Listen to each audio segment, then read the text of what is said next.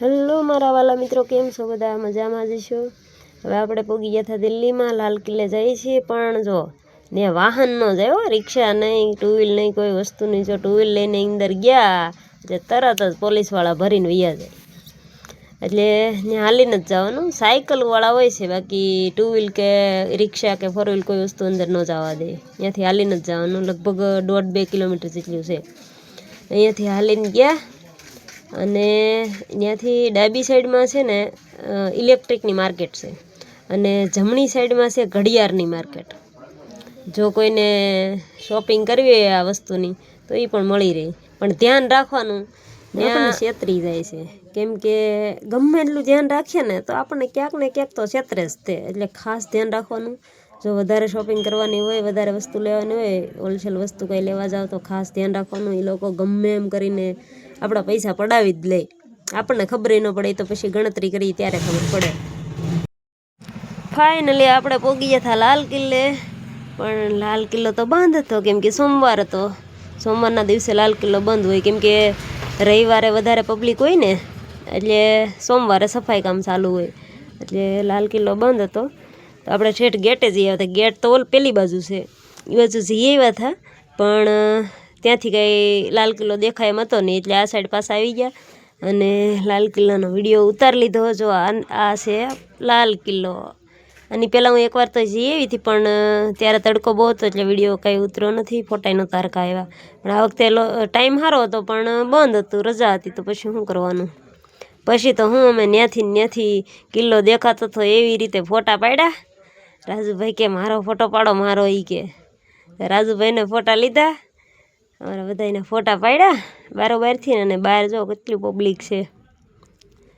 Public તો રોજ એટલી જ હોય છે, પણ આજે રજા હતી. લાલ કિલ્લે એટલે કોઈને ખબર ન હોય એ લોકો રિટર્ન વહી જાય ને પાછા. અને સામે કંઈક મંદિર છે એવી રીતના. તો આવું બધું છે કિલ્લાની આસપાસનો એરિયો. જો કોઈને માહિતી વધારે જોતી હોય તો કોમેન્ટ કરજો. આમ તો લગભગ દિલ્હી આમ તો જો કે ચોથા ભાગનું દિલ્હી આપણે ફરી જ લીધા આવીશું હાલીને, કેમ કે 2 દિવસ સુધી નીકળ્યું હાલીને રેખડા જ છીએ. અને આ માર્કેટ છે. તો માર્કેટમાં પણ જો કે માર્કેટમાં જે બહાર બજારમાં છે ને એ લોકો આપણને છેતરતા નથી, પણ દુકાનમાં તમે જાઓ ને ત્યાં તમે ખાલી માર્કેટમાં જાઓ ને એટલે તમને સામેથી કાર્ડ દેવા આવશે, લઈ જાઓ અમારે ત્યાંથી શિંગારનો સામાન, કટલેરી લઈ જાઓ અમારે ત્યાંથી, આવું બધું કહે. માર્કેટના વિડીયા અને રીલ્સ ને બધું આવે છે ને એ ફેક છે બધું. એ વિડીયા જોઈને કોઈ જાઓ તો ધ્યાન રાખજો, કેમ કે તમને જે વસ્તુ હોય ને એની પ્રાઇસ પણ ઓછી દેખાડે પહેલાં. આવી બધી માર્કેટ છે. મોબાઈલનું બધાને ધ્યાન રાખવાનું. ત્યાં જે માર્કેટમાં જાય ને એ લોકોને મોબાઈલનું ધ્યાન રાખવાનું, પૈસાનું ધ્યાન રાખવાનું. પૈસા રોકડા લઈ જવાનું નહીં કોઈ વસ્તુ, કેમ કે તમારે એક વખત વસ્તુ ગઈ એટલે પછી મળે નહીં. એ ખાસ ધ્યાન રાખીને માર્કેટમાં જવાનું. અને બને ત્યાં સુધી પહેલાં જાણવાનું, બધે જાણ્યા વગર ક્યાંય તમને પછી જો એક વખત તમે પૈસા આપી દીધા ને પછી રિટર્ન પૈસા નહીં થાય ત્યાંથી. એટલે ધ્યાન રાખજો બધા જે લોકો જાવીએ. અને કાંઈ કામકાજ હોય તો કહેજો અને કોમેન્ટ કરજો પાછા. અને જો વિડીયો સારો લાગતો હોય મારો તો લાઈક, કોમેન્ટ ને શેર કરતા રહેજો ને ફોલો કરજો. નવા હોય ફોલો કરતા જજો. હવે આપણે પછી તો શું કહેવાય 2-3 વખત માર્કેટમાં ફરી લીધા એટલે પછી એનું જ લાગે. એટલે પછી તો આપણે નૈયાન બાજુમાં જ રોકાવાનું હતું, એટલે કાંઈ ટેન્શન હતું નહીં. સાંજ પડી જાય તોય તો અમે તો જે જોતું હતું એ બધી વસ્તુ લીધી. પણ ત્યાંથી લાવવાની બહુ વજન પડી જાય છે, કેમ કે ત્યાંથી લાવો ને તોય તે શેકિંગ હોય છે વેશમાં. ત્યાંથી તમે શું વસ્તુ લાવ્યા, થોડીક શું કે બગસરાની વસ્તુ લાવો ને તો એવું કે તમે સોનાની વસ્તુ લાવેલા છે, જીએસટી બિલ લાવો. આપણે જીએસટી બિલ હોય ને ક્યાંથી આપવું એને, આવું બધું થાય છે. એટલે ધ્યાન રાખજો. બહુ બધી વસ્તુ નહીં લાવતા, નકર વધારે પકડાશું. અને ટ્રેનના સ્ટેશનમાં પકડાઈએ છીએ. બધા એવી રીતના હોય છે, બધી વસ્તુ હોય છે, સસ્તી હોય છે, સારી હોય છે. પણ અહીંયા પોગાડવીને એ જ મુશ્કેલ છે. આપણા ગુજરાતમાં પોગાડવી મુશ્કેલ છે. એટલે બધા ધ્યાન રાખજો જાઓ તો. જો વસ્તુ તો બહુ મસ્ત મસ્ત છે. જો મને તો વસ્તુ બધી ગમી, પણ થોડુંક નવા લોકો હોય ને એના માટે ધ્યાન રાખવાનું, છેતરાય નહીં એના માટે. આવું બધું છે. અને હાંજ થાય ને તો આ માર્કેટમાં કચરો આપણે તો લઈ ગયા હતા નાસ્તો ભેગો, બધો નાસ્તો કર્યો અને રૂમ કંઈક આવો હતો, કેમ કે આપણે તો નાના માણસો કહેવાય એટલે સિમ્પલ રૂમ રાખ્યો હતો અને બધાએ વારો નાસ્તો કરી લીધો. નાસ્તો કરીને સારામાં આપણે તો બીજા દિવસે પહોંચી ગયા માર્કેટમાં પાછા, નવો મોબાઈલ લઈ લીધો ઓપ્પોનો. પછી તો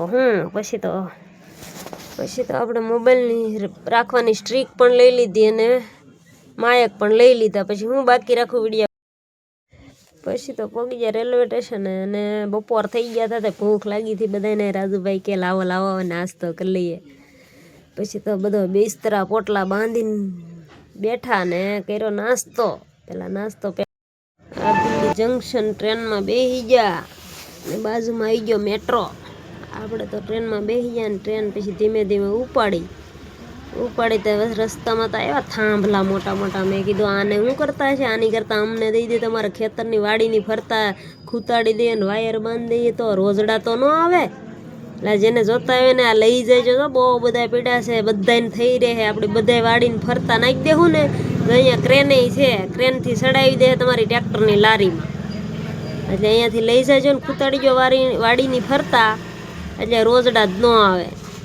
ને વાયર તો નથી હો, પાછા વાયર લઈ લેજો તમે. આ સરકાર એટલી જ સુવિધા આપે, પછી કંઈ બધી સુવિધા થોડા સરકાર આપે. એટલે જો અહીંયા ઘણી બધી ક્રેને છે પાછી. એક જણાને એકને જ ભરે તો એવું નથી, 3-4 ક્રેન છે, 4-5 ટ્રેક્ટર ઠેરાઈ દે ને તોય હાલશે. હા જો બહુ બધા થાંભલા છે, ખૂતાડી ગયો વાડીની ફરતા, રોજડા જ ન આવે ક્યારે, તમારે રાતને ઉજાગરા જ નહીં. પછી તો હાંજ પડી ગઈ હતી ને પાછા ભૂખ્યા થઈ ગયા તે પાછો આપણે તો નાસ્તો કર્યો ને ટ્રેનમાં એટલી ટ્રાફિક ને આપણે તો વહેલા બેસી ગયા હતા ને એટલે. બાકી તો આમ કેટલી ટ્રાફિક છે કે આમ હલ્લી બહાર ન નીકળી ગઈ. પછી તો આપણે અમદાવાદ પહોંચી ગયા ને બેસી ગયા બસમાં ને નીકળી ગયા ઘરે જવા માટે. આવા નવા વ્લોગ જોવા માટે નવા હોય તો ફોલો કરતા, લાઈક કોમેન્ટ ને શેર કરજો.